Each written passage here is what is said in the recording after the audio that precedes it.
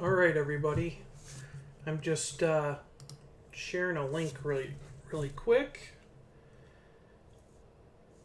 See if we can get some more people in here tonight.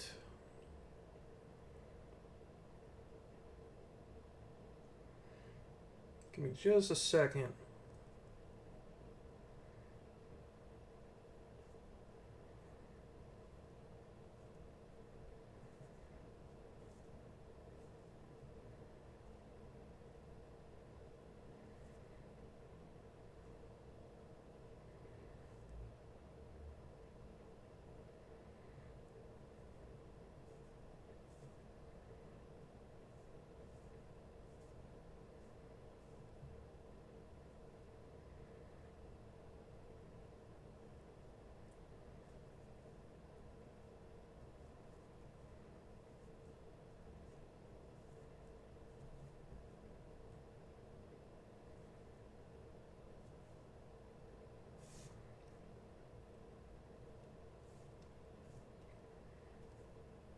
All right. Let me see here. Give me just a second to set this stuff up. I want to make sure that I can see everything. I want to make sure I can see people text on here. So give me just a second here. It's been a long day, but I figured I'd come on here. I'm really enjoying doing the live streams and stuff. I think it's fun kind of talking with everybody. Let's see here. All right. Just seeing if I can put this on my phone.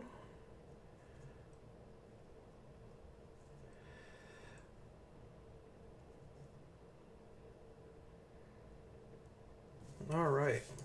Set my phone up over here so I can see what you guys are chatting about, and I can answer any questions about what we're talking about. But yeah, it's been a busy day. I'm sure some of you, we're going to talk about how Dodge needs an affordable sedan, something else besides the Hornet. The Hornet's just not working out for Dodge, and I feel like Dodge needs to get back to its roots. I think it's getting too far away from its core mission. So I wanted to talk about that. I want to talk about some of the things that happened today.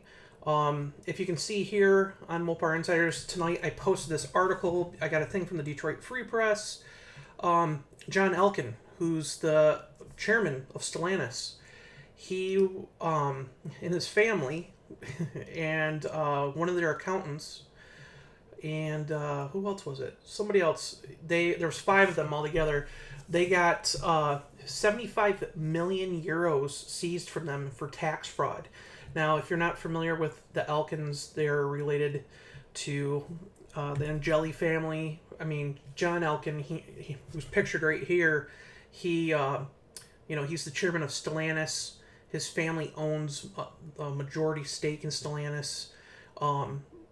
They owned Fiat. They're the ones who hired Sergio Marchionne to come in and run all the companies. But when Sergio died, John kind of was under his wing and took over everything. But they seized basically $84 million in U.S. cash, the equivalent of it, for him and his siblings and their accountant, because they never paid taxes on the inheritance and they were trying to hide it. So that was pretty interesting. So if you want to read more about it, go on Mopar Insiders. I wrote about it late tonight, so that was kind of cool to get that done and get that out before the weekend started. But it's kind of interesting. It's not like Stellantis needs any more scandals. So, hold on here. All right. But that was a big thing tonight. A lot of people have been wondering about, what's going on at dealerships and stuff. Dodge especially has been kind of slow at posting stuff. I talked about the Charger Daytona ordering process, which you don't really order. You basically find your car that you want on the Dodge horsepower locator. But good news is if you read Mopar Insiders, we had a whole thing about the 2025 Dodge Durango RT, the 20th anniversary editions arriving at dealers. This is actually a really cool package. I actually own a 2021 Dodge Durango. It looks almost identical to this one. But the really cool thing about this package is the fact that I seen one yesterday out driving around. It was actually at the local Burger King here, just off of Woodward. But the cool thing is those wheels, those brass monkey wheels that are on this thing, look awesome. I wish they had them earlier. They look really, really good. But this is the last call for the 5.7, basically, in the Durango. After this year, all the Hemis are gone. The Durango will continue on for at least another year and a half with Pentastar power only. So if you're looking at getting a Hemi Durango, brand new, this is your chance. In the last call, basically this 20th anniversary edition, there's two models. There's a Plus, which follows in the footsteps of the RT Plus models. But basically what it gives you is a black hood graphic that says Hemi on it. I don't know if you can see it. I got another picture of it right here. It's just like, oh, of course I got to add. It's just like the Dodge Charger Daytona graphics on the hood, which is pretty cool. And you also get these really nice seats with this bronze 345 cubic inch displacement graphic. And just like the last call 2023 Chargers and Challengers, instead of saying just Hemi on them, it has the 345 badge on the side of the car, which this should have been done a long time ago, but it looks really good. The package looks really, really good. This one here is a premium. This one's got the tow and go, so it's got the Brembos and all that stuff. I mean, it's super sharp. The only thing I can complain about these packages is in the last 2 years, Dodge has decided to cancel all fog lights on Durango models. I have no idea why. Somebody told me it was a parts supply shortage, but you would think after a couple years it would be done. But it's a very cool package nonetheless. So again, that's just hitting dealers. I love those brass monkey wheels. Let's see if I can pull them up real quick. Oh, come on.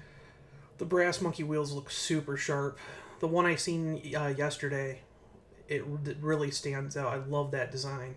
I might try to see if I can find a pair for my Destroyer Gray Durango, so it looks sharp. So anyways, that's one of the big things I talked about today. We talked about all the changes for the 2025 Jeep Wrangler. I'll talk about those real quick. There isn't a lot. The Wrangler is coming off of a huge refresh for 2024.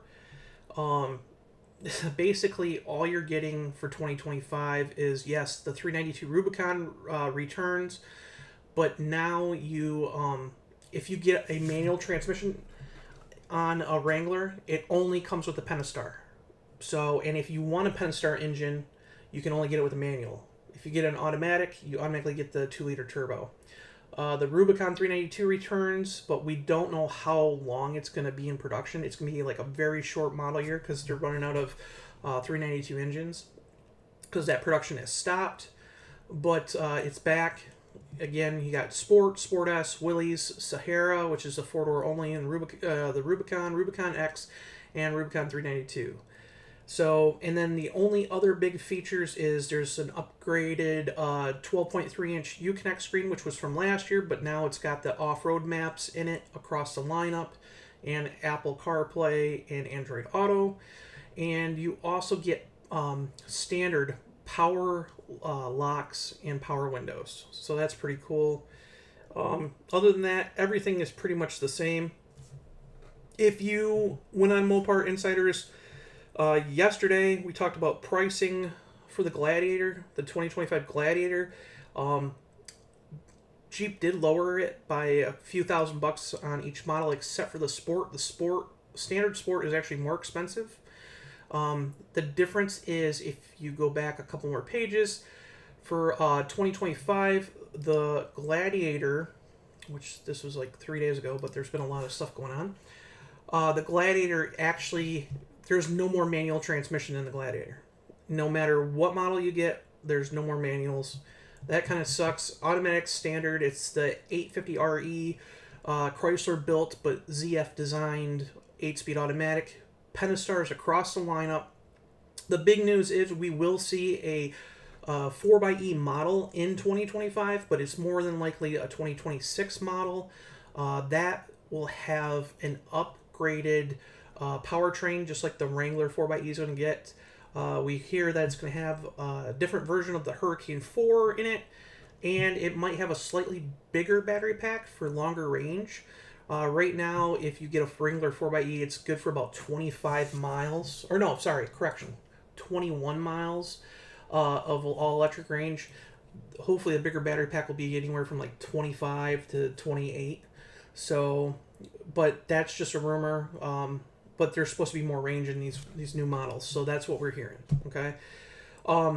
Again, anything for 2025 for the Gladiator, you get an automatic transmission standard.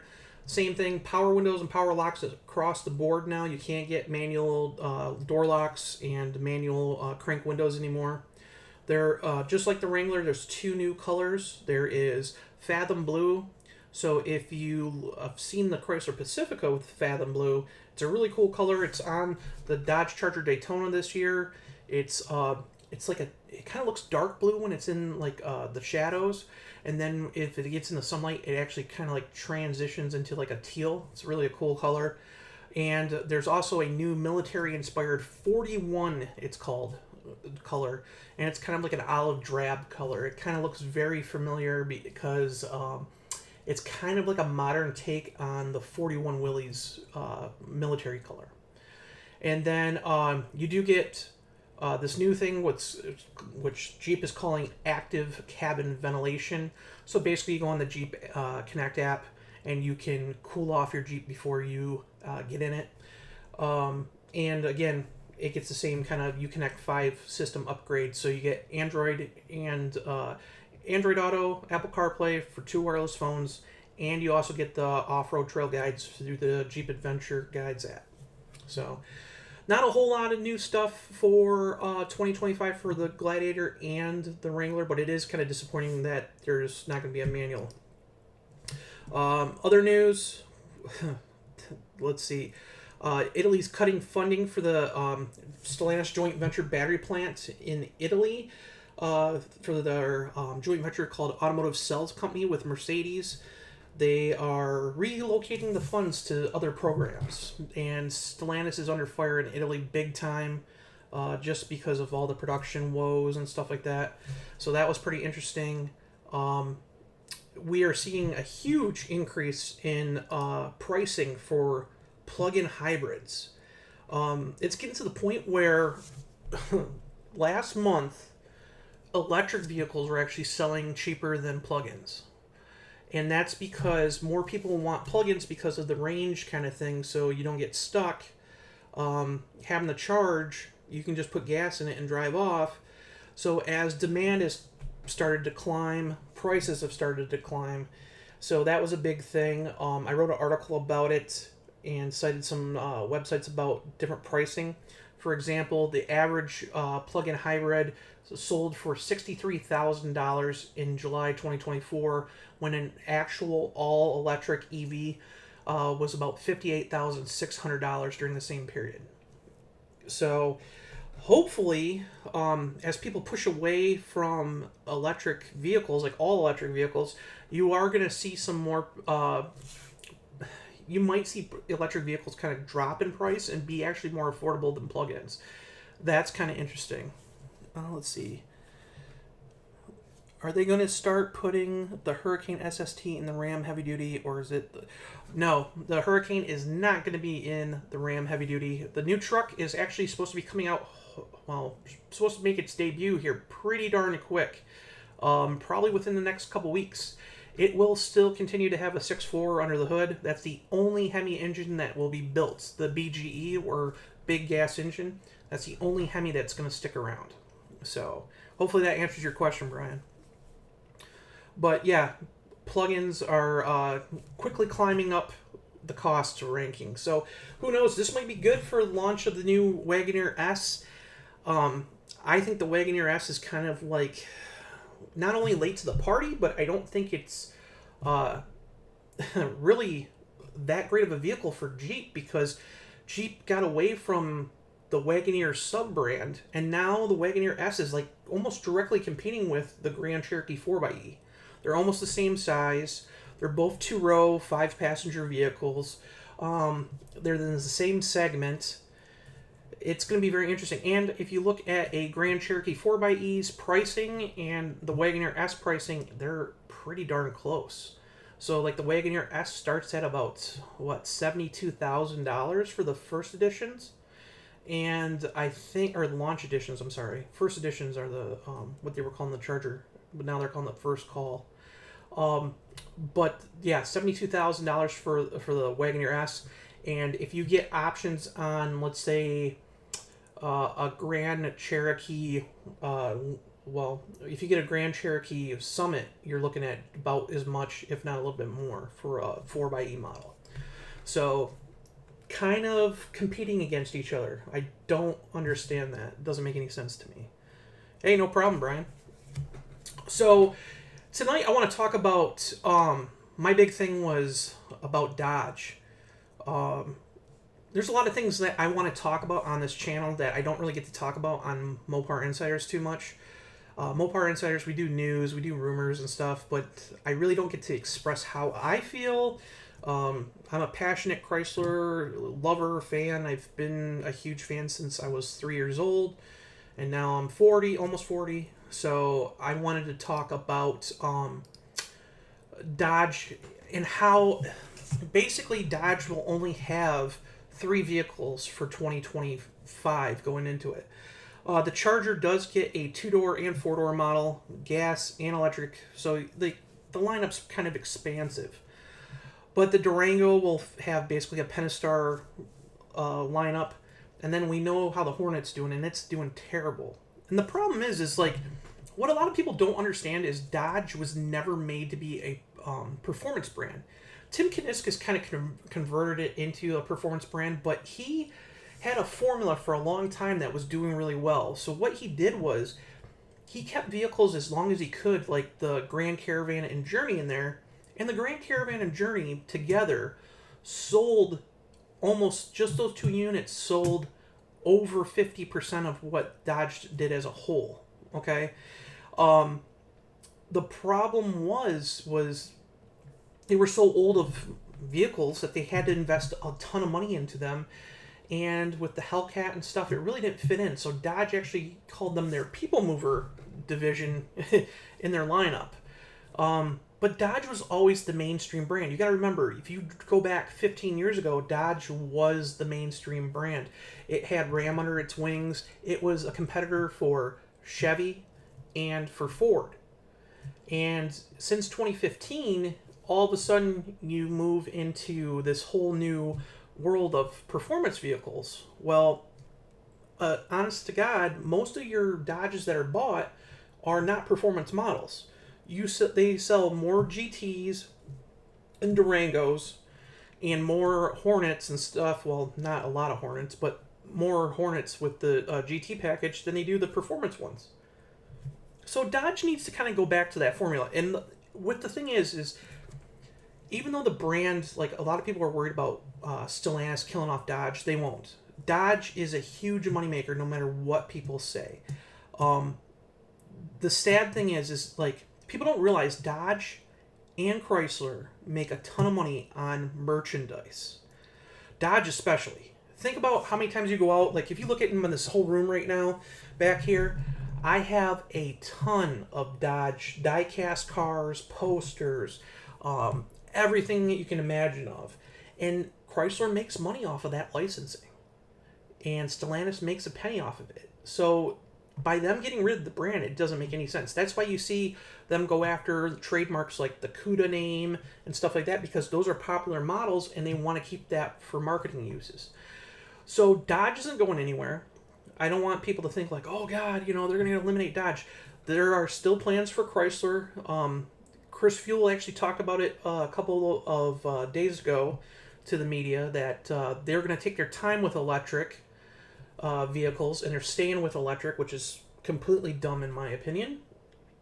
But they still have a crossover planned to make a date. It's going to launch next year in probably the fourth quarter at Windsor. And no one knows the name of it yet. It's going to be a crossover for sure. She mentioned that the Chrysler brand is going to have at least 2 crossovers and a all-electric minivan. But Dodge, on the other hand, with the Charger, the Durango, which is going to live a couple more years, and then it's going to be replaced by another SUV, which everybody says is going to be the Stealth, but it doesn't make any sense to me if they would get rid of the Durango name, because the Durango name has so much marketing ability, and it has such presence.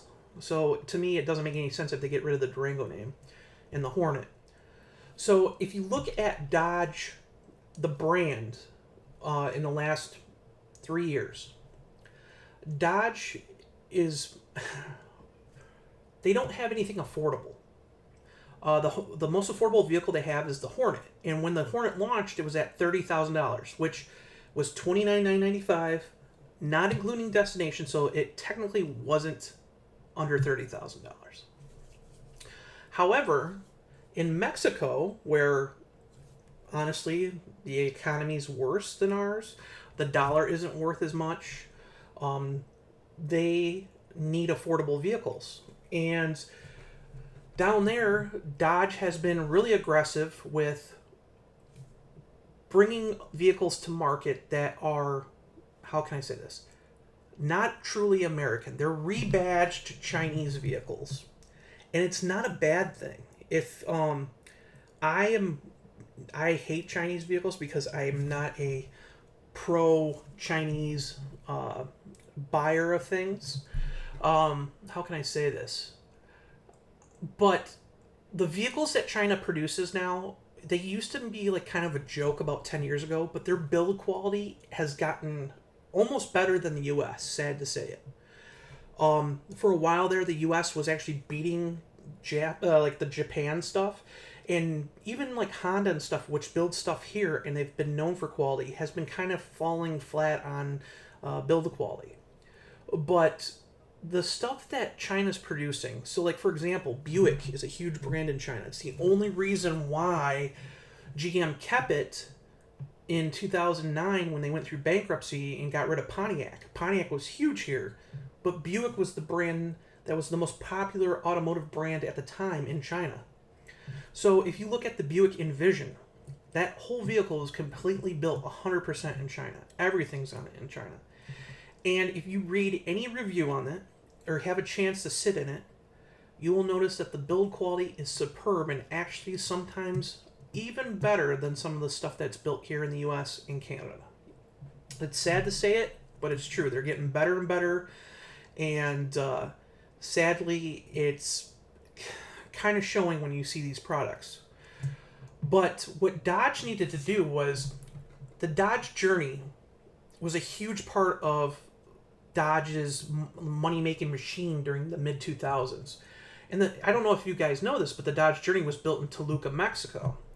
And in Mexico, the Journey was so popular that it was the #1 selling Dodge vehicle for years, that when they got rid of it, people were upset and they were losing a ton of their sales. People were going to different brands and stuff.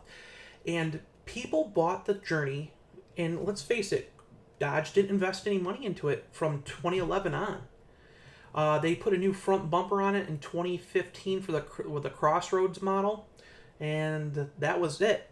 Up until 2020, there was no investment in it. And then the last year they came out with, or they had it in production in 2020, they cut the Pentastar out of it. They cut all-wheel drive, so it was just front-wheel drive and a Tiger Shark 4-cylinder in it.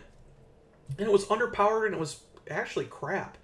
The dash and stuff was really low quality. I mean, it was nice back in 2011, but everything had surpassed it. It became kind of an appliance vehicle, an affordable vehicle for people that had, like, let's put it this way, single moms, and people that, again, aren't car people. They wanted something cheap. So basically what they did was, when they got rid of the Journey, there was nothing that people could afford, besides there was one car, and it was called the Dodge Attitude.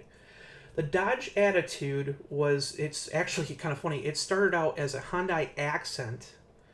Or no, what was it? It was, oh, yeah, Hyundai Accent. It was a Hyundai Accent. Basically, all it was a normal Hyundai Accent with a Dodge badge on it. I mean, it even kept, like, the Hyundai badges and stuff. It was just, it had a Dodge badge on the back on it. And then they went to the second generation of it, which continued to be a Hyundai Accent, and it still had the Hyundai logo. And then they redid it and decided, hey, let's make it into like a Dodge-looking vehicle. Let me see if I can pull it up real quick, and I'll kind of show you what I mean. Let me see here. Dodge Attitude.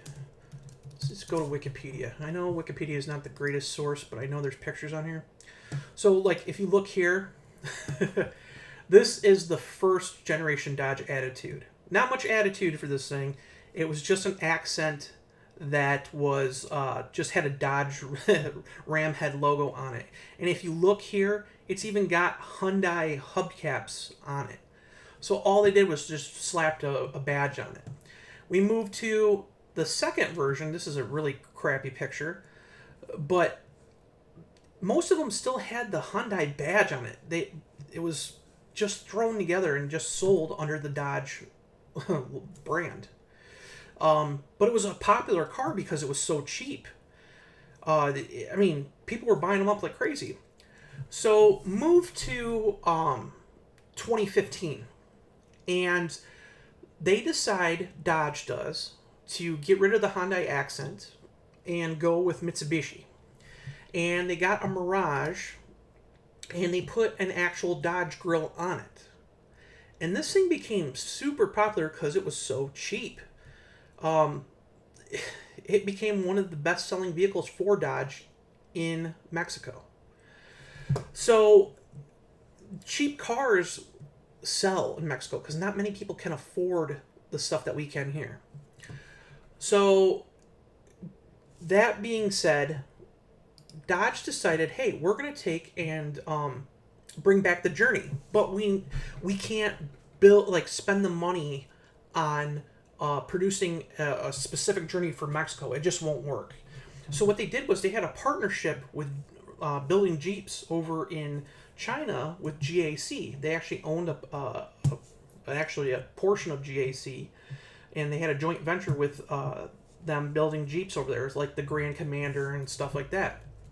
So they actually imported what they call their Trumpchi, what was it, a GS5.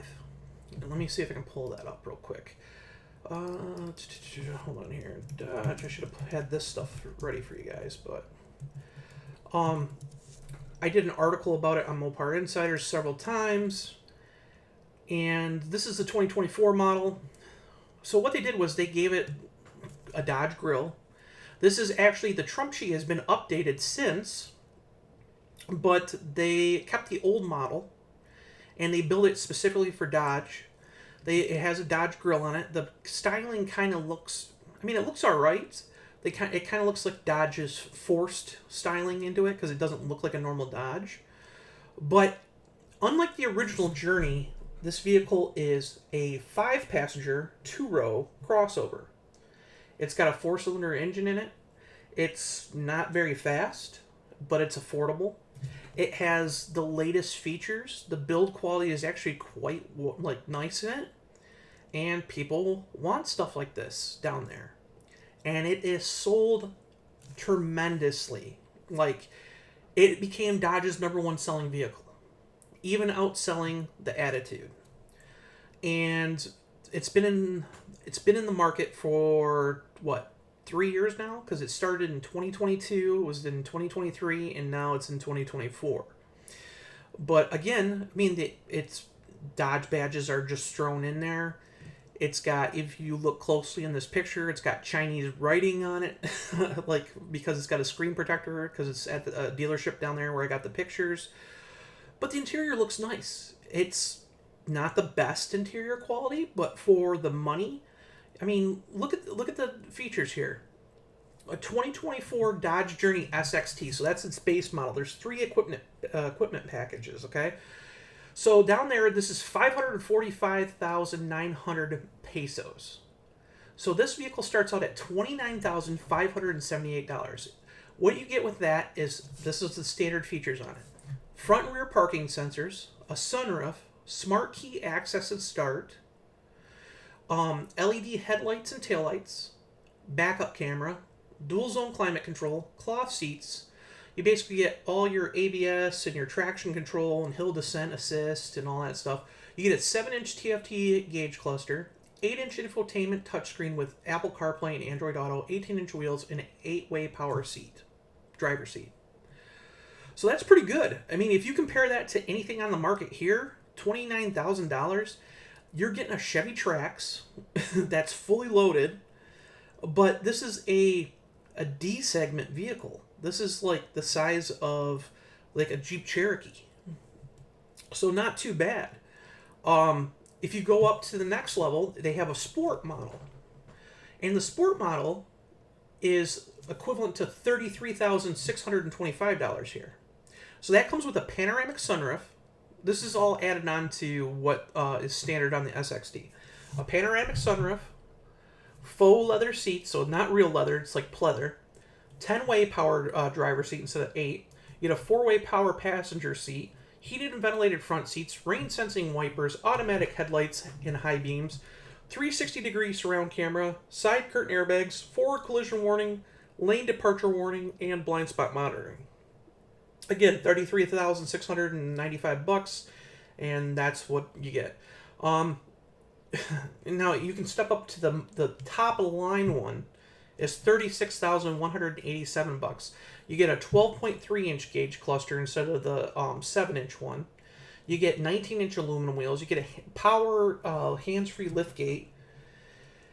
And if you look at the actual numbers between the outgoing, the last actual Chrysler-built Dodge Journey, you could only get a 4-cylinder engine in there. And it was a 2.4 Tiger Shark, which was a dog engine. But it came with a 4-speed automatic, 172 horsepower, 165 pound-feet of torque.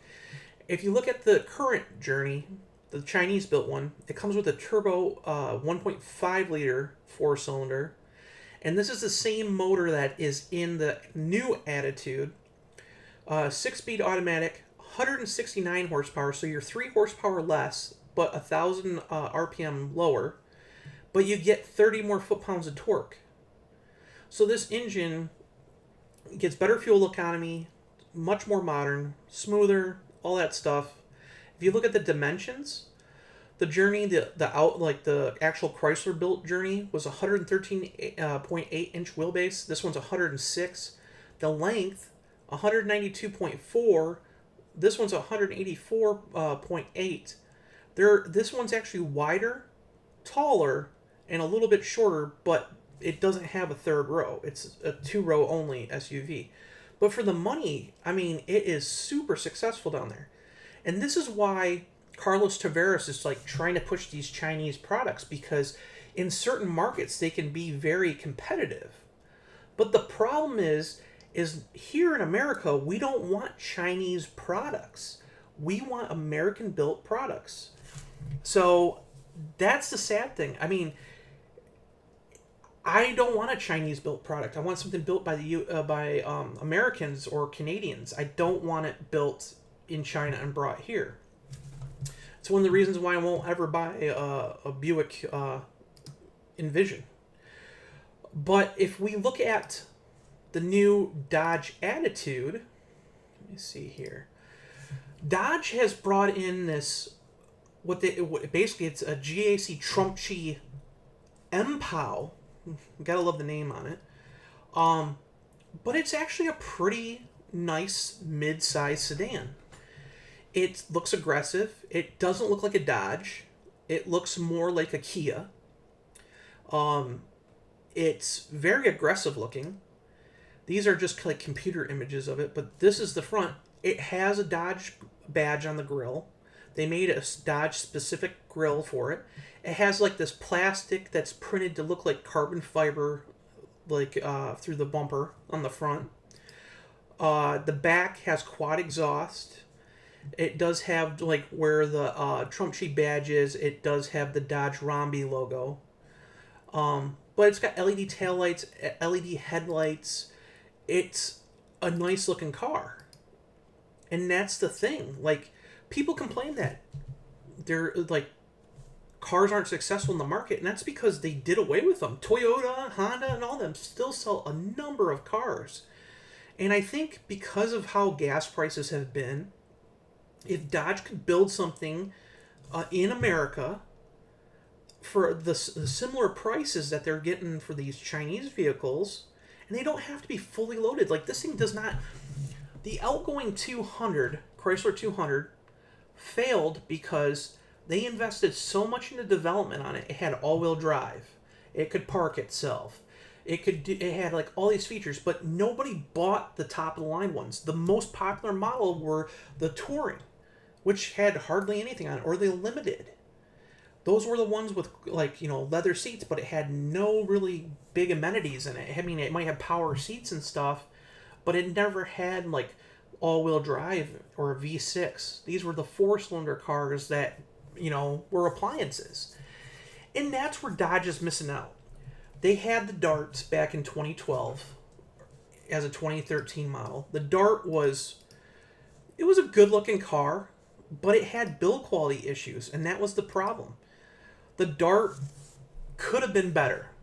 And unfortunately for Dodge, they decided to cut back on their sedan production and get rid of it for SUVs, the same thing that Ford did.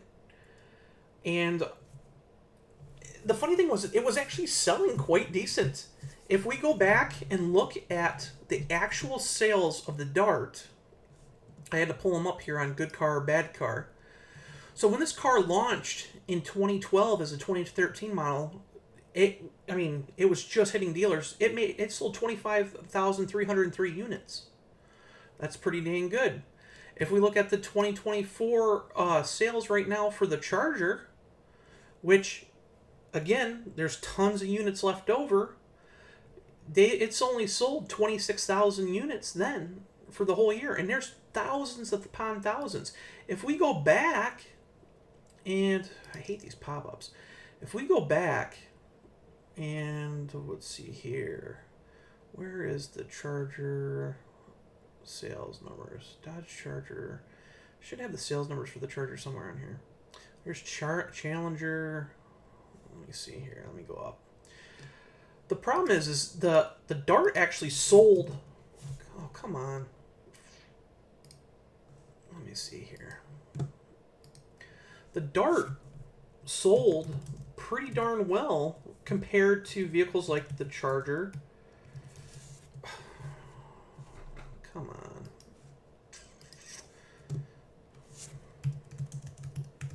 I absolutely hate Apple's keyboard. Let's see here. See, these are 2023. I don't know why there's no Charger. There should be a Charger thing on here. Oh. Anyways, let's see here. Sales figures. They might have the Charger in here. No, those are Challengers. But even so, if you look like... let's see here. Those are 2024 numbers. Come on. Let's see here. Let's do 2023 large car numbers. So 2023, right here, it says year to date. So if you look, there was 26,000. There was 26,000 Chargers right here. So large U.S. quarter numbers. Quarter 2 of 2023, they sold 24,604 Chargers. So basically, they sold what the Dart did in its first year in one quarter for the Charger. However, if you go back to Dart sales, in 2013, its first full year, it sold 83,388 units. The very next year, it sold almost the same, 83,858 units. 2015, 87,392 units. Right after 2015, they announced in 2016, for the 2016 model year, they were going to end production after 2016. And usually when they do that, people don't want to buy cars that are going out of production. They just don't. So you can start seeing where the sales started to tank. I mean, they cut in half for 2016. 2017, these were the leftover ones. Look at 2018, they still sold 389. And if you go through, the Dart technically has sold something every year since it's been discontinued in 2016. Last year, they sold 3 of them. There were brand new units still sitting on dealers. So kind of crazy there. If we look at the Chrysler 200, a lot of people said, oh, the Chrysler 200, didn't sell well, blah, blah, blah, blah, blah. No, it actually sold pretty darn good. So you remember in 2011, they rebadged the Sebring and named it to 200. And in its first year, it sold 86,987 units. Then the M&M commercial came out, the imported from Detroit thing, and sales took off. 135,193 units, okay? The very next year, it dropped a little bit, 122,480. Then, in 2014, the last year for that buy style, it sold 117,363 units. If you look for 2015, this is when the new body style came out, it sold almost 178,000 units. So the last generation Chrysler 200 sold better than the since 2011. It was the best year. It was 2015 for the new year for the UF model. The problem was right after that came about, they realized that they had put so much money into this car and developing and stuff, and people weren't buying the C and the S models like they had hoped. And they were losing money on this stuff. They weren't recuperating the money that they had hoped as fast as they were. Well, the problem was SUVs were growing, and they were hoping to build this new Ram 1500 pickup, but they couldn't do. They were like almost maxed out at capacity because back when Fiat had taken over Chrysler during the three-headed dog days of Serbius. Basically, Ram pickups were built at Warren Truck, and they were built in St. Louis. Well, they closed the St. Louis plant. The St. Louis plant, there was 2 plants there. There was one that built Ram 1500 pickups, and there was one that built caravans, Grand Caravans and Town and Countries there, not just Windsor. Windsor still did that, but there was a minivan plant there too. When they closed St. Louis, they only had one plant to build trucks, so they needed more truck production. So when you're losing money, not losing money, but you're not making the money back, and you decide, hey, we're going to cancel our car lineup, they decided, hey, Shap's only building one car. Now, what many people don't know is Sterling Heights Assembly Plant is a massive plant. It's 5 million square foot, or no, it's like just under 5 million square foot. It's a massive plant. They built the new 200, the last generation 200, built a whole new part of the plant for it. So where the Dodge Avenger and the first Chrysler 200 were built, that part of the plant wasn't even being used. So to them, they could get rid of the 200 and build this new pickup there, and had tons of room to build a huge amount of pickups. So that's what they did. They ended the production of the 200. Now, Chrysler actually Fiat Chrysler actually looked at sending the 200 and its tooling down to Mexico and having a third-party company build it. And those were in the heavy-duty talks about it, but they kind of fell through. So the car just got discontinued. But if you look here, 177,889 units, and then it went down to 62,000. And again, last year, 3 units sold that were still sitting on lots, brand spanking new. So that car was not a dud. It was still a success. If you look at the Dodge Avenger wasn't the most attractive car. It was cheap. It was stripped out. It was built during the Mercedes Daimler Chrysler era, where they were siphoning the heck out of the cash out of the car. That car sold 84,000 units its first year, dropped down to 61,900. This is when the economy took a tank, and it was still sold 38,922 units. 2010, it kind of recuperated and sold almost 51,000 units. But then in 2021, Sergio Marchionne said, hey, we're going to put an extra, I think $150 worth materials into the car, and that's when it got an updated interior, got a new grille, basic stuff. And then you look at here, 2012, 103,000 units, right? 103,460. The very next year, yeah, it dropped by 10,000 units, but you're still looking at 93,000 units. Then they announced that the car is going to be canceled, starts falling down to 51,000 units. So the car was that car wasn't a failure either. You're still making quite a few units of this car. So Chrysler could build something and make money on it. The problem is that they got to make something cheap.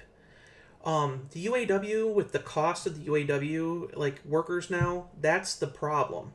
With these record contracts, they kind of screwed themselves out of building stuff that's affordable. But if they were to build something affordable, they could build a couple affordable vehicles on the line, and people will buy them. Great example, Ford Maverick. Okay, the Ford Maverick's built in Mexico, but there's nothing to say that this car, like a new car, couldn't be built in Mexico. The Ford Maverick is an affordable pickup, and pickups are selling like crazy, right? Well, no one can afford these high interest rates. The Maverick has a waiting list. There are some sitting on lots right now because the interest rates have gone up, but they don't sit on there very long. Chevy has the Trax. The Trax starts out at $22,000. Built in Korea. It's built in Korea. Build quality, phenomenal. My cousin is a Chevy salesman. I went and sat in one. It's funny. They start out at $22,000. They top out just under $30,000. And if you look at the cars, your base model $22,000 car has a different key fob. Kind of looks cheap, but still has tons of content for the price. You get into a $29,000 one, and it's actually pretty luxurious. Yeah, it doesn't have front all-wheel drive. It's front-wheel drive only, but it's based as a entry-level car, and that's what these people need. If Dodge were to come back in and say, hey, we can build something like the Attitude, where it's front-wheel drive only, put a turbo 4-cylinder in it, make it so it's a little peppy. If it had a turbo 4 with 280 horsepower with a front-wheel drive, I guarantee that would be awesome. That's way more horsepower than the Dodge Neon SRT4 had. Almost as much as what actually more than the Caliber SRT4 would have. Yeah, it would torque steer like a mofo, but you know what? People would have fun with it. Have basic content in it. It doesn't have to have self-driving tech. It doesn't have to have self-parking tech. Just make it so it's an affordable car.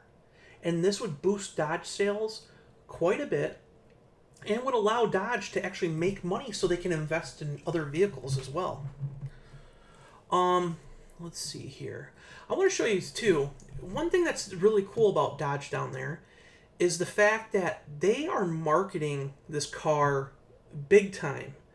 If you look here, this is one commercial. It came out on September 6th. And down there, it's got 1.1 million views. Now, it's got music to it. I'm going to play it real quick on low. But it's actually a pretty cool commercial. And they're, like I said, they're marketing the hell out of this thing, this Chinese-built car. And they don't do this. They make like these crummy commercials for the Hornet, and the Hornet can't sell. But this thing is selling like crazy down there.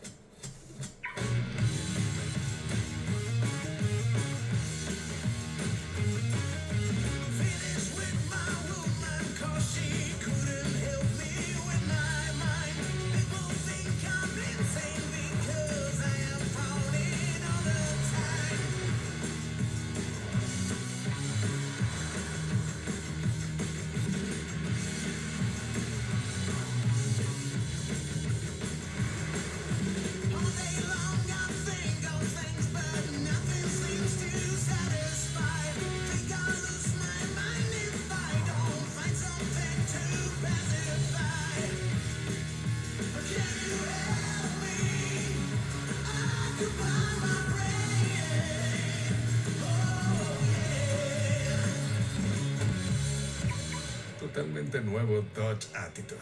Demuestra tu actitud. Pretty simple commercial, but does the job. But that's the problem is here they're not doing much. Even for the new Charger, there's nothing really big about it. Now, Stellantis builds sedans still. and what a lot of people don't understand is they build actual sedans. This is right here is a Peugeot that's built in Europe. It has basically a hybrid model, and it has a plug-in hybrid model. So they could do and a gasoline model. So they could do this kind of stuff here. Plug-ins are popular. Why not do a plug-in? It makes sense. This car here is kind of expensive. It is a full-size sedan. But if Dodge were to do a mid-sized car to fit underneath the Charger and make it a volume car, it makes sense. One thing I did want to go through was I did want to show you, if you're not familiar with the Attitude, I want to kind of go through. I'm not going to play the audio in it, but I want to show you the car itself. It looks very foreign. This is taken down in Mexico. Obviously, you can see there's a Journey back here. Dodge dealerships down there do sell other Stellantis vehicles. Like here's a Peugeot. This is a what is it? A 308? No, not 308. It is a 308. I think it is. So, anyways, they sell Fiat, they sell Peugeot, they sell Jeep, they sell Ram, they sell a little bit of everything Stellantis wise. But if you look here, the car looks pretty good. It's got standard LED headlights. It's, like I said, it's got this part down here has like this, it's printed to look like carbon fiber. It's got, look at, there's a front monitoring thing built in the grille. Nothing super fancy, but you can't tell me that they can't build a product that looks attractive. See, there's the LED headlights. That looks attractive here in the U.S. and build it for the amount of money that they sell this car. And we're going to talk about the pricing of this car, and you're going to be like shocked. Yeah, it's Chinese built, but if they built the car the way, not put too much stuff into it, just make it a basic mode of transportation that's sporty and fun to drive and just looks halfway decent, they would sell a ton of them. They've shown that you can do that with the Avenger and the Dart and stuff. The wheels, 18-inch wheels, multi-spokes, very nice, basic brakes. The back of the car, this part right here reminds me of a Kia. Now, if you see an Attitude with this spoiler, this is the top of the line model. This is the GT. Here you can see there's a third brake light, and it's built into the rear spoiler. But there's actually the backup camera is built into the rear spoiler too. Kind of neat. This is just a sticker. This isn't actually part of, like, when you buy the car, they take it off. I know people that have asked me a lot of questions about it. They have a third brake light down here as well, kind of like an F1 car down on the bottom of the rear fascia, which looks very cool. But the rear valance looks very sporty. Quad exhaust tips. It just looks really good. It doesn't look like a Dodge, but there's no reason why Dodge can't build something like this for the U.S. It makes no sense. People want affordable cars, and this thing just looks sporty. Like there's a perfect example. Look at, there's the lights for the third brake lights. Very simple. And as LED technology has gotten so cheap, and that's what cracks me up, because like right now, if I go out to my Durango, I haven't switched it over yet. My old Durango, I switched all the LED lights. You can still see they cheap out on certain things. Like, look at, everything's LEDs, but the backup lights are halogen. Like, why can't they put LEDs in this? But that's the kind of Chinese things that they do to save money. Dodge does that here in America with like vehicles like the Charger, Challenger, and the Durango. They save money because they don't put LED lights and stuff that should obviously have them. But yeah, and look at, there's a Journey, and it fits in. It's a halfway decent looking vehicle for the cost. But Dodge needs basic mainstream cars. It just does. I want to show you guys the interior of this thing. The interior on this car actually is pretty sharp. It's nothing super fancy. It's just basic, but it looks clean. And that's the thing. These cars, they don't look super fancy, but they're clean. This one's got an all-black interior. It's got red stitching, just like a normal Dodge would. Nothing super fancy about it. But look inside. So they took the normal steering wheel, and instead of just slapping a badge on it, they put a whole new centerpiece in it and put the Rombi logo in it with chrome. The steering wheel actually looks pretty good. It's got chrome accents. It's got a flat bottom on it. It has these little carbon fiber accents on it. Basic button switchgear. Nothing like the Chrysler plastic stuff. And that's the thing. Like this is plastic, but it's chrome. It's just stupid little touches like that make this thing look way more upscale than what it is. And not everybody likes chrome, but this car looks really good with the very slight chrome and carbon fiber and leather stuff. And if you look at the screen, this looks kind of like the new Charger display, but it reaches all the way across. Kind of reminds you of all the new cars, how they're doing this tablet crap, which I'm not a huge fan of. But this thing kind of looks like the new Mustang. It's got a huge tablet running across the dash. Something simple, and look, the graphics are pretty awesome on it. It's got different, like if you put it in sport mode, it's got like a tack that goes all the way across. Carbon fiber accents throughout. It's got touchscreen stuff. So this is actually two screens in one. This part's a touchscreen, that part's not. It's still just like what Dodge does. It's got physical buttons. You got a wireless phone charger here. You can see the key looks totally different than anything Dodge. The start button, very basic, but it's here. You got, your Windows controls down here. Is this Windows? Yeah, no, this is drive modes, and this is something else. But you got your drive modes. The shifter's really weird. It's like this weird flat kind of shifter, but it's basically an electronic unit. The one thing I noticed that's kind of funny is the bottom parts of the car. So if you look, and this is very similar to like if you get into a Dodge Hornet, everything's premium up top. Leather touches, all that. Down below, it's cheap plastic. And if you look over here, you have cheap plastic. One thing I like, it's got kind of like a no-name brand audio system in it, and they put Dodge over where like the audio speakers are. It just says Dodge. But I mean, the glove box stuff and this stuff kind of looks cheap. So if you're looking at it, yeah, cheap. But hey, it gets the job done. Again, wireless charger. You have this. Let me see if I can zoom in here. You have carbon fiber little accents, soft touch door panels. This stuff here kind of looks cheap. Nothing too fancy. It kind of looks like the same kind of cheap plastic, but when you're looking at the price range of this car, you'll see why it's that like cheap. But look at here's the infotainment system.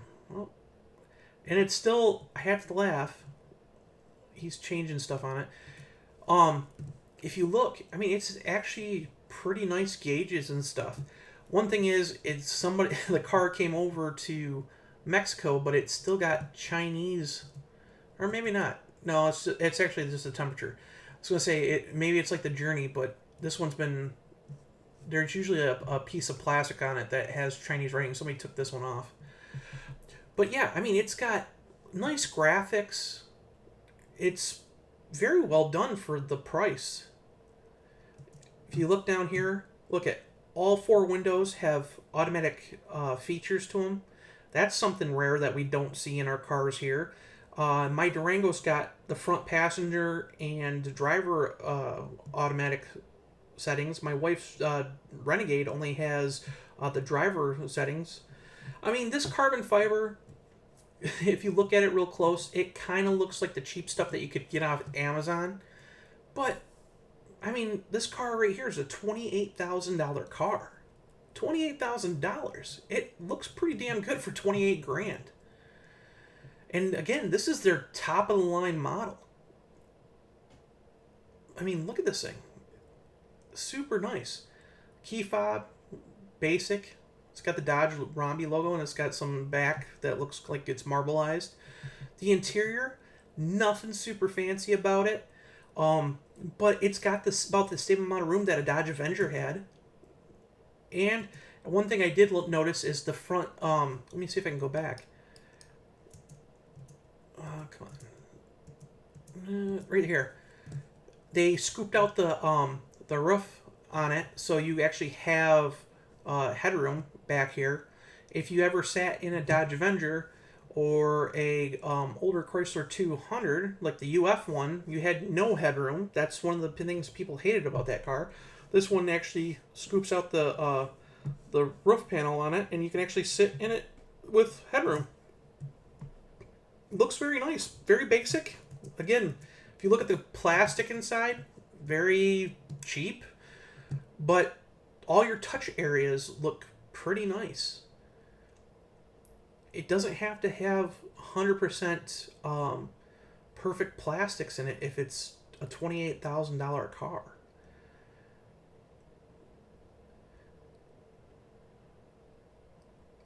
And it's got a sunroof. You know, and the funny thing is like I owned a couple mid-sized cars. I owned my Charger. My 300 had a panoramic roof, which was nice, but I don't need to have a panoramic sunroof in a mid-sized sedan. This is perfect. I mean, it just is a nice looking car. It's very basic, but nothing, like I said, that the UAW couldn't build here.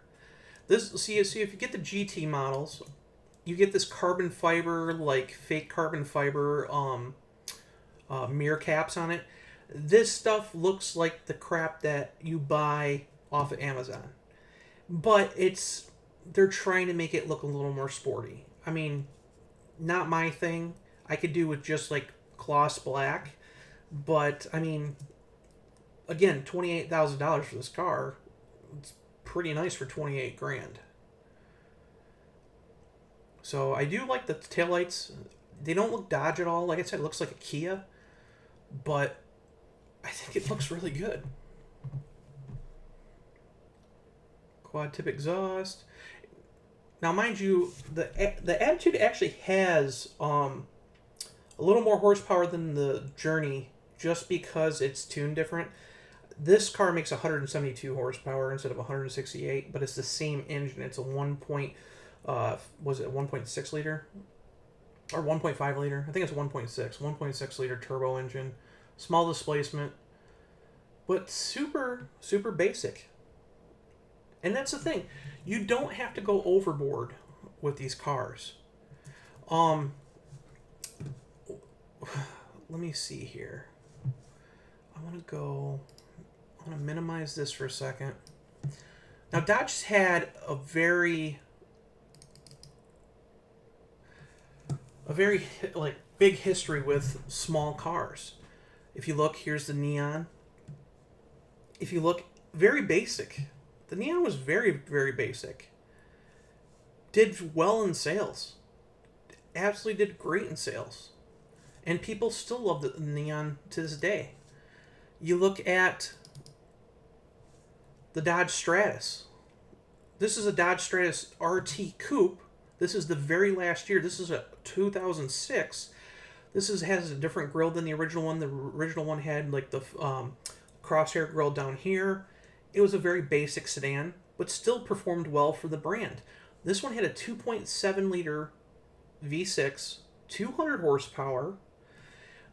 This is, like I said, an RT, so it had a 4-speed automatic in it. And this one, for 2006 and I think 2005, they kind of gave it this ricer wing, which was kind of funny, just to make it more sporty, because it really wasn't like a performance car. It had the same brakes that the ES had, which was their, like, you know, more luxurious model. But very basic and still sold well. People want something that's sporty and sells halfway decent. Let's see here. Everybody remembers the actual this is their full-size sedan. This is what the Charger replaced. This is the Intrepid RT. Again, if you look at this car, it looked pretty cool back in the day. It was very futuristic with its cab-forward design. And it still kind of looks pretty good for its age, but nothing super fancy. And that's what I'm saying. They don't have to build something super fancy. Dodge doesn't need to be all Hellcats. It just doesn't. One thing people don't realize is back in 2015, when they started going with the Hellcats and stuff, Dodge was getting ready to give the Dart a mid-cycle refresh, and they came out with this concept. This is the Poison Dart concept. This was shown at SEMA. Right after this was announced, they ran it. They had the car produced for about another 8 months, and then they canceled it. According to what I know, this was what the Dart was supposed to be like. It was supposed to eventually, when they had the mid-cycle refresh, this is what it was supposed to look like. It was supposed to look like a Scat Pack, make it more like a Charger, and it looks really good this way. But even if you look at this car, very basic. It doesn't need a lot of designs. I think the Attitude actually looks more aggressive. The sides look way better. I mean, this just has a basic layout to it. The problem with the Dart was build quality. One of the funniest things I've ever seen was, who was it? Was it Car and Driver? I think it was Car and Driver. Or no, it was Edmunds. I think Edmunds. One of them, I think it was Edmunds. They had a blue one, and during testing, they were testing like all these compact cars against each other. I think it was like the top 10 compact cars. The Dart got the last place because as they were testing it, they went to go open the back door, and the door handle came off on it. Like, you'd think they would send them a car that they like checked 2-3 times to make sure everything was perfect on it, but no. And let's face it, Dodge kind of stuff has always been... It takes a special person to own a Dodge. I mean, I've never had a Dodge that was perfect. The only vehicle I've ever owned that was perfect from the get-go was my 2003 or 2023 Chrysler 300C, and that was because it was built to media specs. They knew it was coming to me, so they made sure everything was perfect on it. This car, I mean, for the price back then, it was cheap. A fully loaded one was around, $23,000. Again, front wheel drive only. 4-cylinder engines. They had to meet a 40 mile per gallon rating, so they built the Aero model with a manual transmission and the 1.4 fire engine in it, and that it wasn't powerful at all. It was from the Fiat 500 Abarth, and 160 horsepower, and it got a 41 mile per gallon rating, and they only built it for 1 year just so that Fiat before they became FCA, Fiat could get an extra 5% of stake in from the government to buy Chrysler, and that was because they had to come up with a 40 mile per gallon car. But people want cars. We talk about all these hybrids and stuff. What would you rather have? Would you rather have a $55,000 plug-in that you can do 30 miles on a charge and drive it, and you still have to have an engine in it, you still have to have the added cost? I showed you the article that I wrote about plug-ins being more expensive now because the demand's going up for them. Or would you rather have like a small displacement turbo 4-cylinder that's kind of fun to drive? It's not going to blow the doors off a Mustang or something like that, but it's just fun, and you can kind of deck it out. Like, look at this Dart. This has got a bunch of Mopar stuff on it. It looks cool. You could easily do that to any Dart. So that's the kind of thing Dodge needs. People want affordable cars. Let's see, Neon was always getting stolen by people for joyrides. That's true. But what's the difference between now? Look at Kias. They're always stolen. Chargers, Challengers, 300s. They're always stolen. It's just the kind of world that we live in, unfortunately. Hopefully with the new Charger, I hope Dodge actually worked on their security systems and got everything fixed, because it was ridiculous. Even my 300, like, I went to go get the hubs locked, like the hub, the RF hub locked on it, so people, when the radio frequency, they couldn't change it. And the sad thing was Chrysler, this is a kind of off the topic, but Dodge was doing it for free. You could take your Charger or Challenger into a Dodge dealer, and they would take and lock up your RF hub. So basically, if you lost your keys, you had to pay to get a new RF hub, which was like a few $100, and they were doing that for free. I have a Chrysler 300C. I had one, and I wanted to go get it locked, and I figured, okay, it's basically a scat pack, whatever. I took it in, and because it's a Chrysler product, not a Dodge, even though 300s are just as stolen as Chargers are, they wanted me to pay a few $100 to, or not a few $100. What was it? It was like $150 to lock the RF hub in the car. And I was like, are you kidding me? Like, that is the dumbest thing. Like, you're going to charge a Chrysler owner, not a Dodge owner. And just for an example, I know somebody that had a Dodge Demon 170. Somebody followed them home. They had the car outside at night, and they lived out in the middle of nowhere, and they had the RF hub locked on it, and somebody broke into the car and tried to make a set of keys for it, but couldn't because the hub was locked. So it's totally worth it. Chrysler should have done that stuff a long time ago. I mean, I don't mind paying a couple $100 if I lose keys. It's my fault for losing the stupid key and have to put a new hub in it, but whatever. So, but I'm just saying, going back to the whole thing, Dodge does need affordable vehicles. The Hornet is not cutting it. The Hornet is sitting on lots. A lot of people are upset because the Hornet is built in Italy.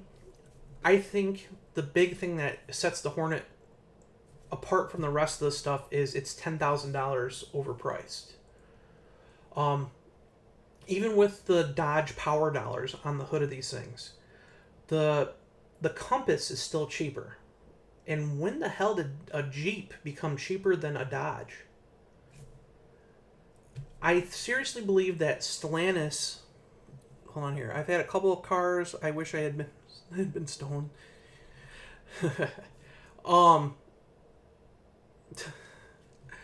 The thing is like, I wish they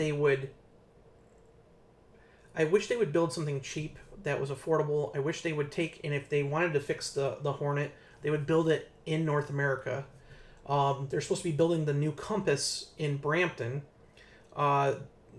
Basically, it's very similar. Like the current Compass shares the platform with the Hornet. So why couldn't they build a next generation Hornet in North America, make it cheaper, and it doesn't need, like, one thing that cracks me up about Stellantis products right now is everything has to have standard all-wheel drive. Okay, you buy a Jeep Compass, standard all-wheel drive. You buy a Hornet, standard all-wheel drive. You buy, if you even, like, for example, my wife's Renegade, bought that, had to have standard all-wheel drive. It's so stupid. It's just adding stuff onto the pricing. Not everybody needs all-wheel drive. You live in Florida, you don't need all-wheel drive. You live in Arizona, you don't need all-wheel drive. I live in Michigan. I definitely need all-wheel drive, but most people don't. It's just, it makes no sense. They just keep adding all this equipment onto it, and nothing's cheap. Literally, Stellantis has one vehicle. I'll show you what it is. And this is the thing that kind of cracks me up. So we go to Jeep. We go to build and price. We go down to the Compass. Okay? Right here. $25,900, right? We click on this. Same exact price. If you notice, there's a model cut out because they're not doing the red edition anymore. But if you look on here, $25,900, Latitude, right? Only available in 4x4. Only available in 4x4. So it's four-wheel drive all the way across the lineup. You click on this. You have, look at these options you can get. This is one model. You get white, or you have to pay $600 for a color. You can get rock rails for it.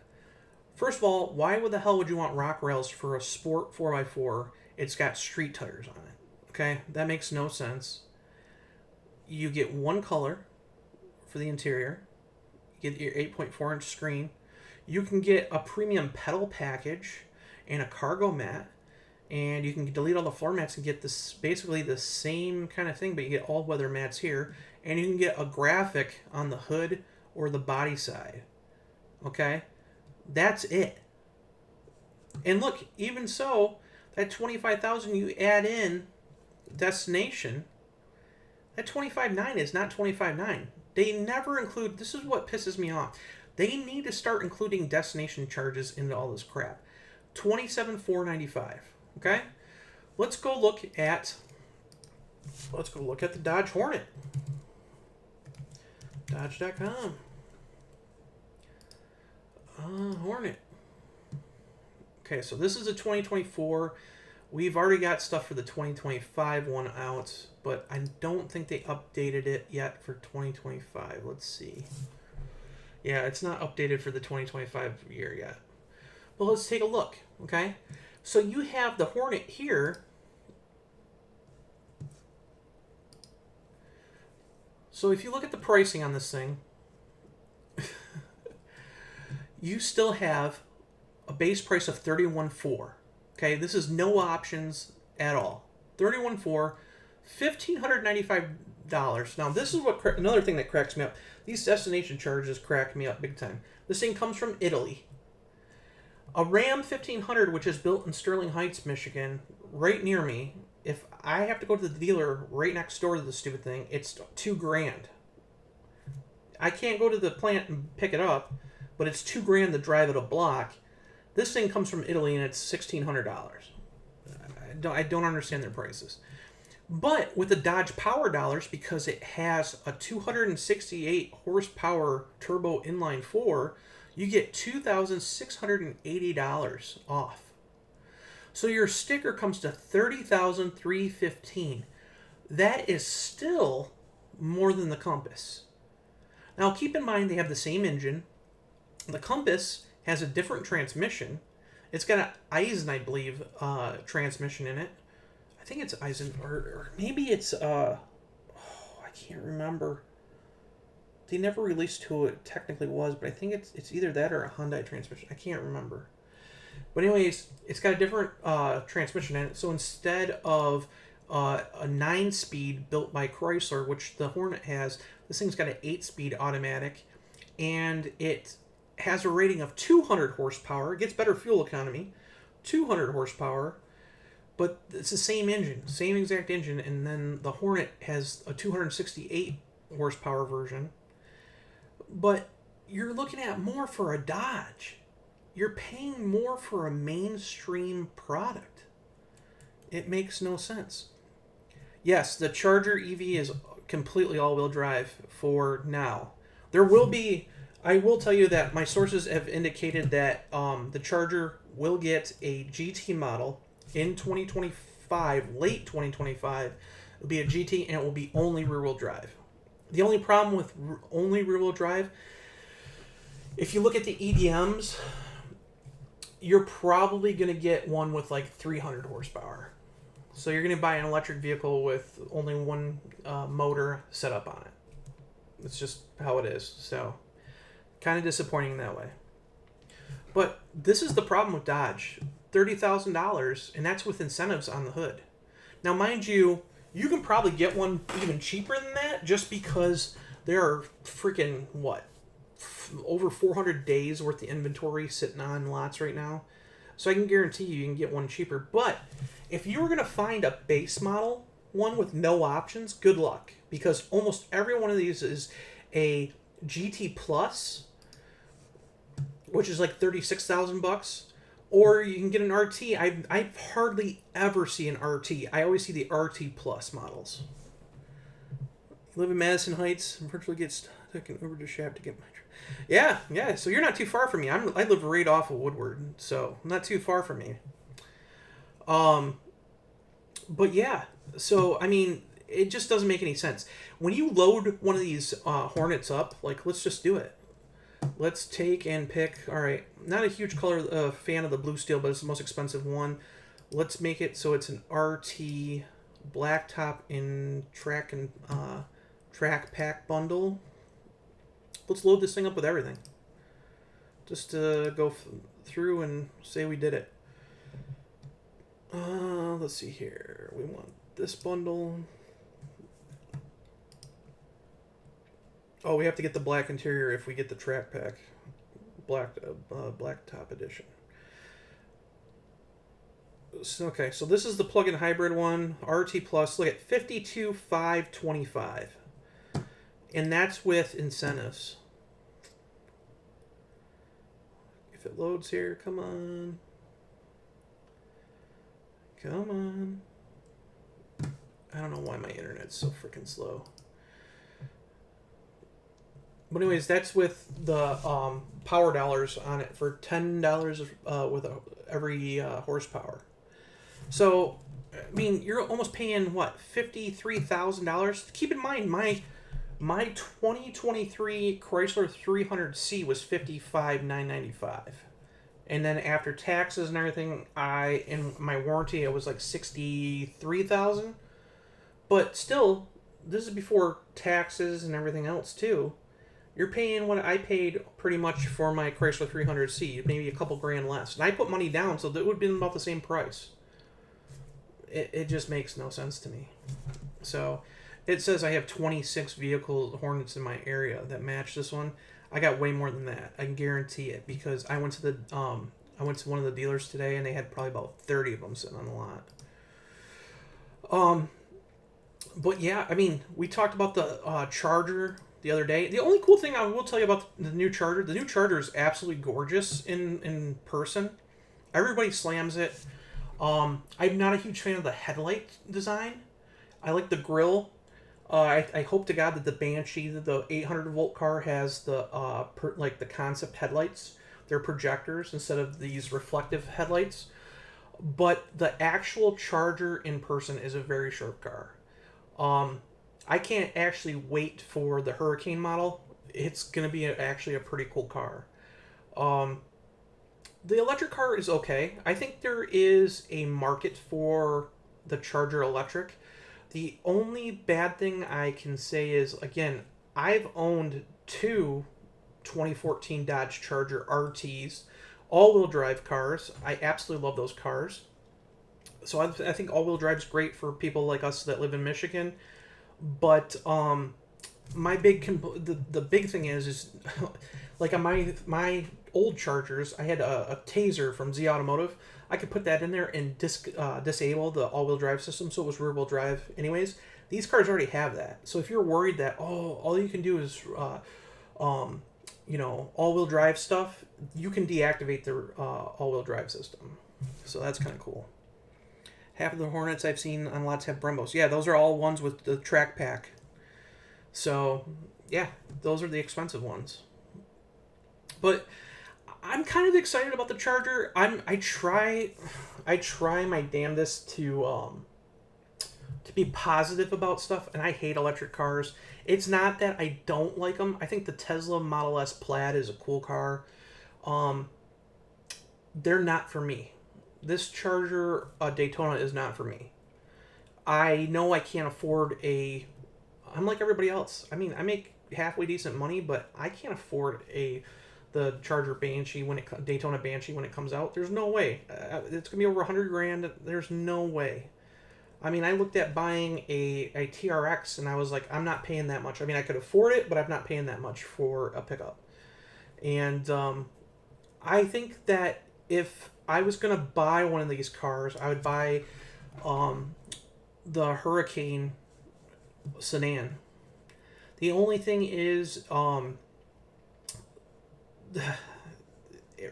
at launch, it's going to have the standard output in the sedan and a high output for the coupe. I guarantee in 2026 the high output will come to the sedan, but we'll see. I like the styling, but what, the electric part? Is that what you don't like, Brian? Because the car is absolutely super sharp. Let me see here. I want to... Maybe... I got a whole bunch of photos. Here's the concept. I shot these over a year ago. This is the Banshee. You've probably seen these pictures on Mopar Insiders. A lot of people, this picture is super popular for some reason. I noticed, like, I always tease TK's garage. He, like, stole my photo. Yeah. Yeah, and the car is excellent. It looks very good. Now, the concept one was super sharp. I actually like it better in this striker red. And the cool thing is, a lot of people, I hate when it does that. I hate dealing with my Apple crap. Hold on here. Striker red was an absolutely gorgeous color on this car. This is actually the same red that was on the Viper GTS. First ever release, Dodge's first EV. Yeah. Well, I think the thing is like, again, they're going to have a market for EVs no matter what. Even if the market's dying, you still need to meet those emissions. But the whole point is, like, Ford has electric vehicles, like the Mustang Mach-E. The whole point of that vehicle is to offset V8 production and stuff. And Jim Farley's come out and said that. So he said as long as the Mustang's around, it's going to have V8. As long as they can do it. And I don't understand why, with all the money they're saving, if they're so big into this Dare Forward 2030 stuff, why they can't build a small displacement V8. Build a 5.2 liter Hemi, right? A modern 318 Hemi. It doesn't have to be a 392. It doesn't. You can build. Ford's got a 5 liter Coyote motor that produces 500 horsepower. Why can't they build something with a little more and get 550, 600 out of it? They could easily do it. And people want to hear that sound. They could build a modern Hemi. They could build a plug-in hybrid Hemi. People would buy them up. And this is one thing that irks me, because a lot of people don't understand this, is the first time I ever heard about the new Hurricane motor, its internal code name is GME T6, okay? So if you get a Hurricane 4, the 2 liter, it's GME T4. What that means is global, medium engine, turbo, and then the cylinder. So you get 4 for the 4-cylinder, 6 for the 6-cylinder. They are totally different engines. Even though they're in the same family of engines, they are totally different. A lot of people think they're the same engine with bigger displacement. It's not.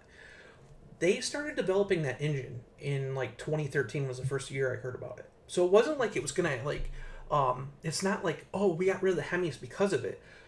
The original plan, according to everybody I know within the company that worked on this kind of stuff, was that the inline 6 was supposed to replace the 5.7, okay, and possibly the 392. That's why they have the high output.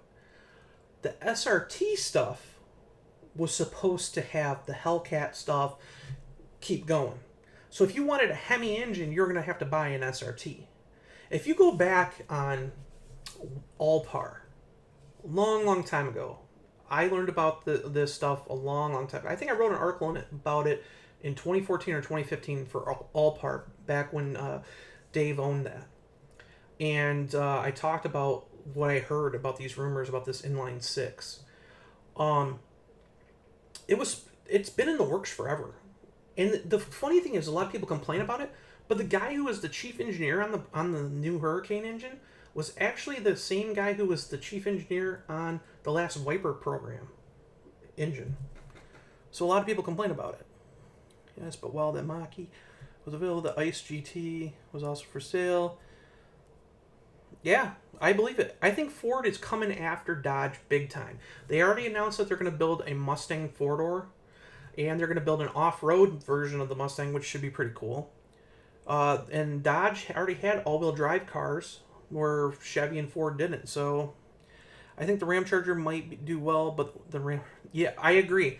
I think the Ramcharger is a great idea. Using the Pentastar engine as a generator and not powering the wheels, but powering a smaller battery pack. The thing that I'm curious to see is how much more affordable it is than the Rev. It's going to be very interesting because you're still going to have to change the oil in it and stuff like that, but how much is it going to cost because you're putting 2 systems in it. Now, keep in mind that battery pack, the big battery pack, that 500-mile battery pack that Ram is supposed to have in that Rev. The first thing is, I've seen people, oh, they're not going to build it. They are going to build that big battery pack, that 229 kilowatt battery pack. They will have, that will be out in late 2026. So everybody thinks like, oh, that's going to be in the current truck and now they're not doing it. No, it's going to be out, but it's going to be in late 2026. So you're going to have to wait a long time for that. So the 350-mile range truck will be out for a long time. The other thing with the Rev, I'm not a huge fan of the styling. I think the front of it is ugly. I've seen the concept, I guess, or not concept, but the pre-production, the auto show one. I've seen them test. I am not a fan of the front end on it. I think the all-electric front end looks terrible. What I don't understand is why can't they take the Charger, put a smaller battery pack in it, and give it a very small displacement, like 4-cylinder. Stellantis builds some inline 3s. They could build a 3-cylinder engine that is part of the global small engine, actually developed by Chrysler, or Fiat Chrysler, not by Peugeot. They could put one of those engines, a 1-liter inline 3 engine, as a generator in there, and make it a really long-range electric Charger. Yeah, the 4-door Mustang, yep. Let me see. I got some more pictures of this car. But yeah, you've probably seen these pictures a lot on Mopar Insiders and stuff, just because I loved how they turned out. This was another thing that was kind of funny. A lot of people don't know this, is this concept got around. It went to SEMA and that, and then when it was at SEMA, it had these, it had drag slicks on it. Or not drag slicks, I'm sorry, drag radials. And the funny part about the drag radials was it had the same wheels that were on the Demon 170. They were the carbon fiber wheels. And when you look at the concept, it looked like it had a one lug setup on it, but it's actually just a dummy cap that sits over there. It's actually got a 5-bolt pattern. Let's see here. And see, the light pattern on the back of the car is different too. The biggest difference between the concept, besides the mirrors, the biggest difference between the concept and the production one is the rear valance. The Fratsonic chambered exhaust sits way down and way back like an actual valance does, where in the production one it sits up higher and it's just flat. And it says Fratsonic, it says Daytona across the back, and then it says Fratsonic like right above the indentation. But there's no, it doesn't sit back like a valance. It's actually flat. It's flush with the bumper. Let me see here. I want to see if I got... There's the R-Wing. There's the mirrors. I got tons of concept pictures. I go to so many friggin' car events. There's my 300. Let's see here. Oh, here we go. This is it. This is the Charger Daytona Banshee at... Where did I just put those pictures? This is it at the auto show. Those are finished photos that I touched up. Everybody's favorite car, the Halcyon concept. These are old photos, so.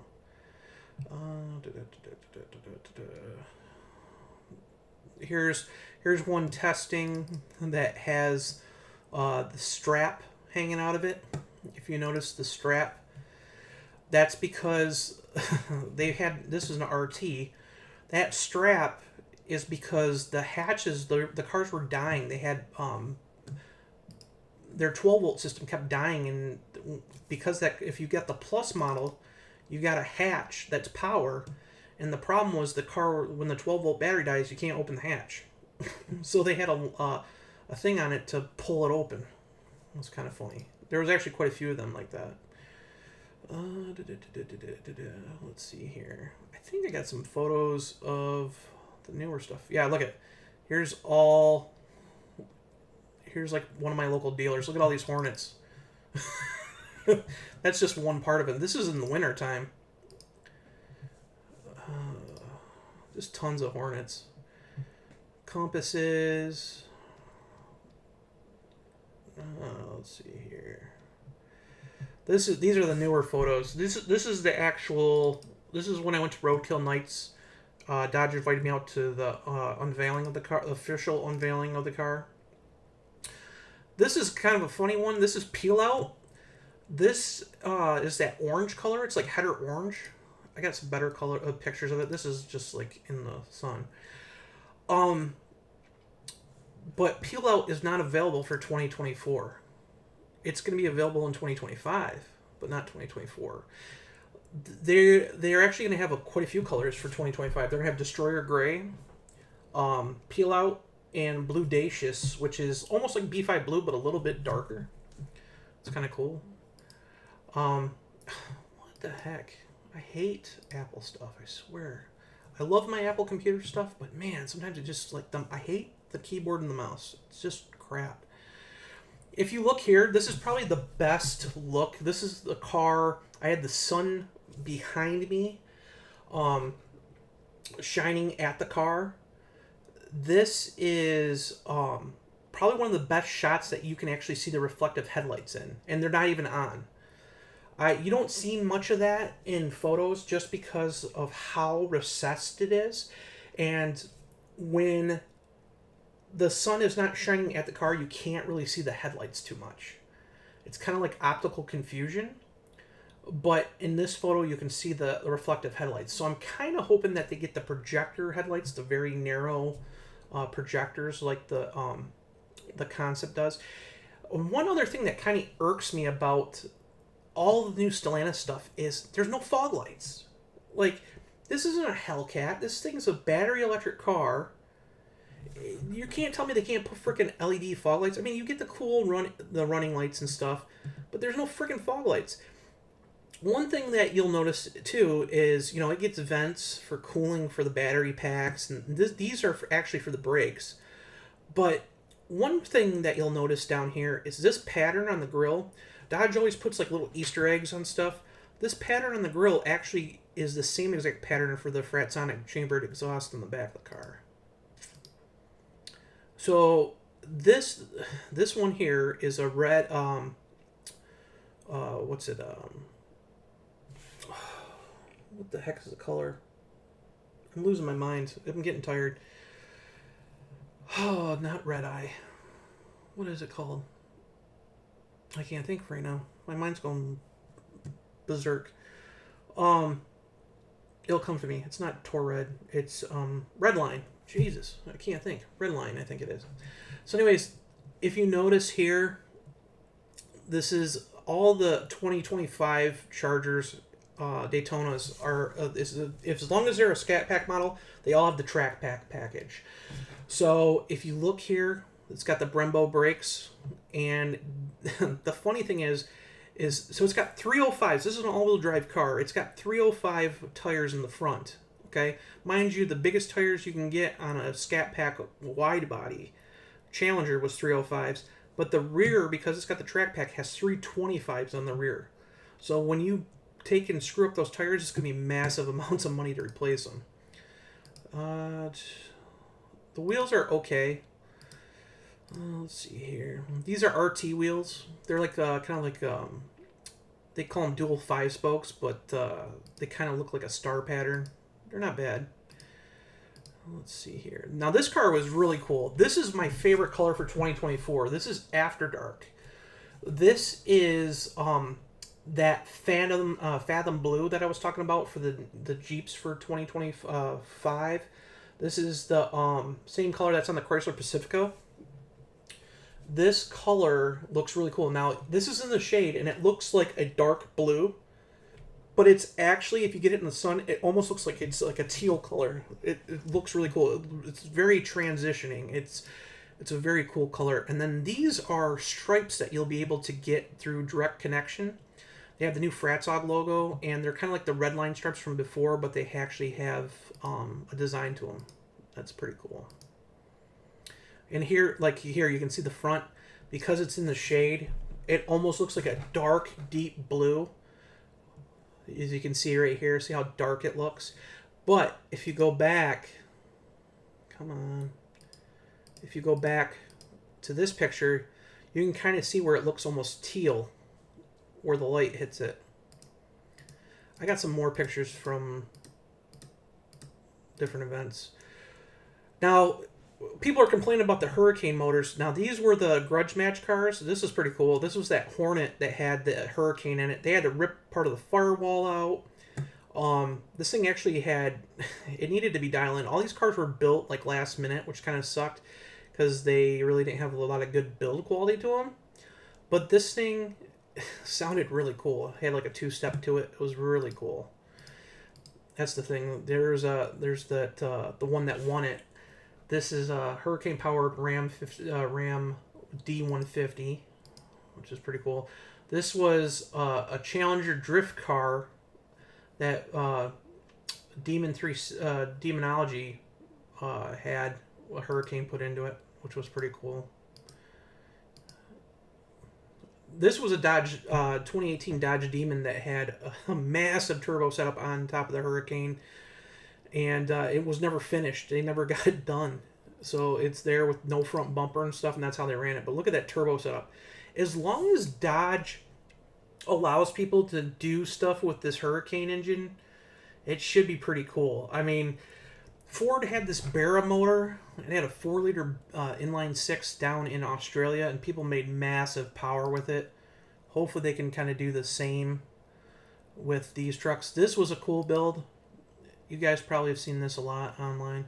This is the Charger interior. I will tell you, right now they're having a problem at Windsor with fit and finish on the body panels, and it's a stamping issue.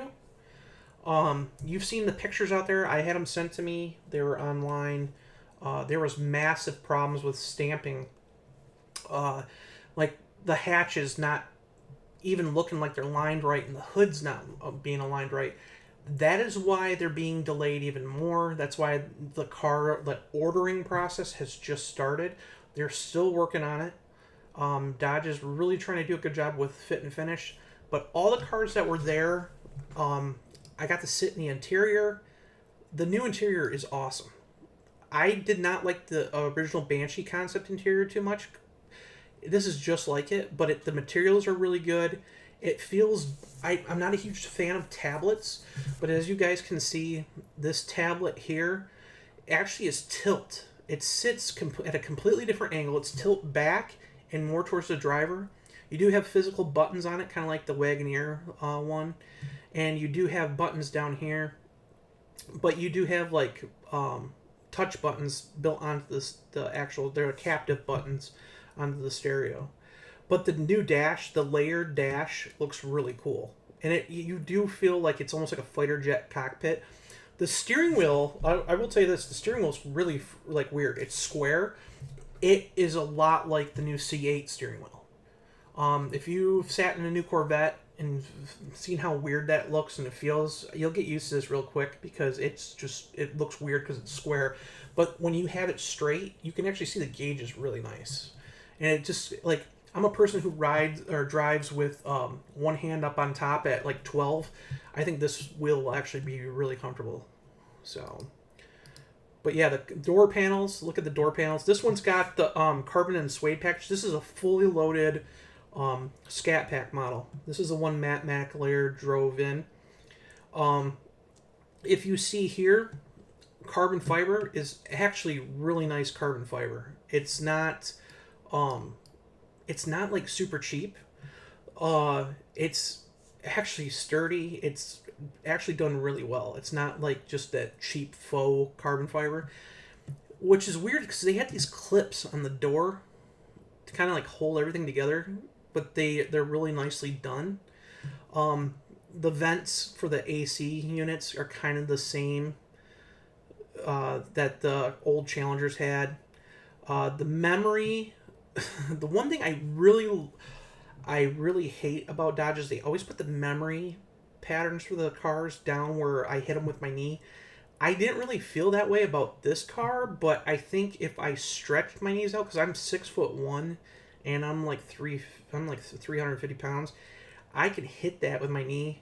So I'm pretty sure that I will hit that. What's that say? I want to see that SRT 4, stealth, and Dakota back again.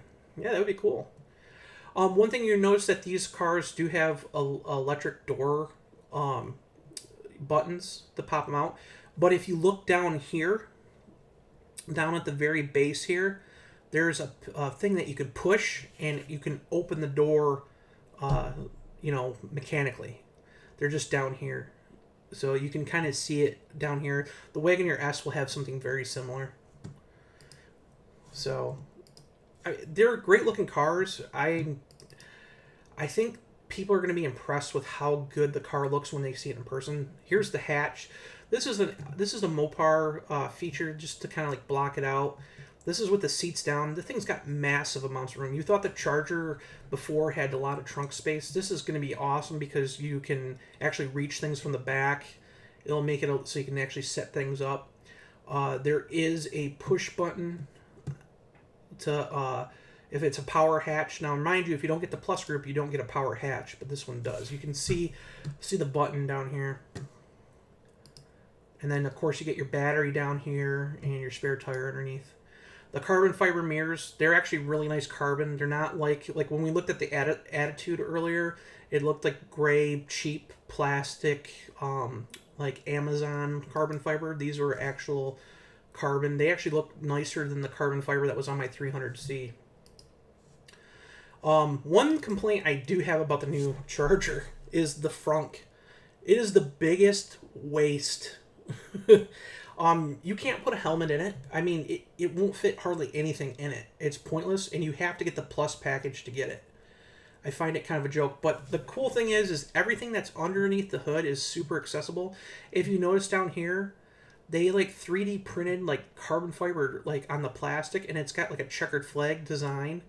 So that kind of looks cool. Kind of adds a little more detail. And like I said, there is Easter eggs in this car. If you open up the side door, I didn't take a picture of it because I didn't realize it until after. If you take and open up the side door, there is a 68 Dodge Charger, or 69 Dodge Charger. You can't tell it's a 68, 69, or 70 Charger hidden like Easter egg on the side of the dash panel. So it's pretty cool. All the track pack cars get a black spoiler. That's why when you see the Scat Packs with the black spoiler, that's the track pack. You notice the first thing, the easiest way to tell that you're looking at an electric car, it's obviously there's no exhaust out the back. You get the Fraxonic exhaust, but there's no exhaust tips. But each car says Daytona on them. The regular Chargers will say Charger. That was a really cool wide body. Then this is Tom Bailey's Durango. This was actually a Durango that Dodge had that they put a Hellcat Red Eye engine in, and it had the Pursuit graphics and stuff. And here's the Hurricane sitting out. This is their new Hurricrate. This is what they were running in the cars. It's going to be a cool engine. The problem is, from what I'm hearing from people that work on the program, is they're working on supposedly a 700 horsepower one. So if you guys think that Dodge is just going to start like only building EVs, it's not true. They're looking at building way more internal combustion engines, but they're going to use the Hurricane engine as its base. So they're working on building a 1500 horsepower version for drag racing for the next drag pack, which should be done by hopefully 2026. So that's supposed to have 1500 horsepower. That's codenamed Cat X. This one's a Cat 3. The standard output's Cat 1, and then they're going to have somewhere in between, it's going to have a 700 horsepower, but what I'm hearing is if they put too much boost on them because they're all aluminum, they're blowing holes in the blocks. So what they might do is put, or at least what they're looking at doing, or even, I don't even know how far along in the project they are, doing an iron block version. So we might get a Hurricane with an iron block and a 700 horsepower, and that might shut some people up. If they can make one with a lot of boost, 700 horsepower, and do something like a Hellcat kind of build with an inline 6 and then make it durable, I think that people will start to change their mind about the Hurricane. There's a better close-up picture of it. One thing I don't like about the Hurricane is there's no dipstick. It's really weird because they rely on only on sensors to do it, so you can't check your own oil. It's really weird. Let's see here. Come on. I don't know why my computer is acting a little slow. Let's get rid of that.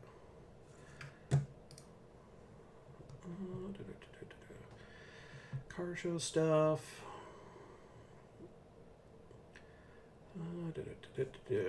So here's some more pictures that I shot there.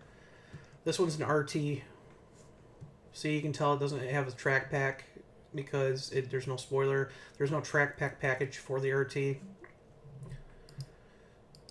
It's a really whited out photo. I never use that photo because it's all whited out.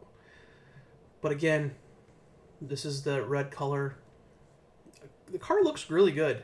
I mean, you can see the light through the R-wing and stuff. And then that peel out color is still next to it. That's peel out. That's probably the best picture of peel out that I got because of how the lighting is. That color is really cool. They showed that off a lot during the launch. It was on the four-door and stuff, but like I said, that's not until 2025. And it's not like a Hemi orange. It's actually like a header orange. If you remember back in, I think it was 2012, Dodge introduced header orange on like the Super Bee and the Challenger SRT8. That was pretty much it. So it's like a really bright orange. There you go. There's a better picture of it. But if I had to pick a color, it would be After Dark. Seeing these colors, this is the problem with sunlight, is this looks like it's yellow, but it's actually orange. Again, there's the red. So they had a lot of the cars are red, but honestly, the cars that for 2024, most of them are going to be black. There's a lot more blacks that are being built. So, anyways, yeah, that's new Charger. I mean, it looks cool.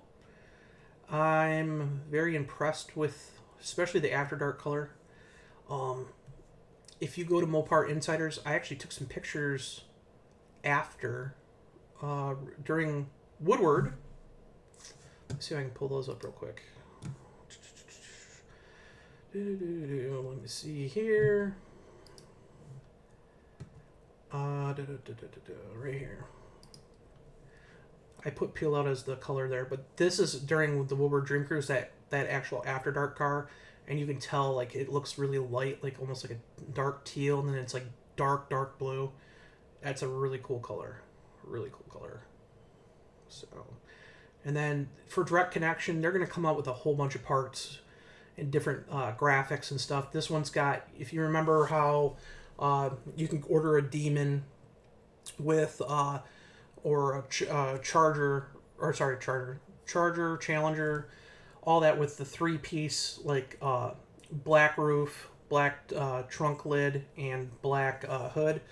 So for the Scat Pack, they had this gloss black decal that went all the way down to the R-wing, over the hood, and on the actual part of the roof, and it looked really, really good.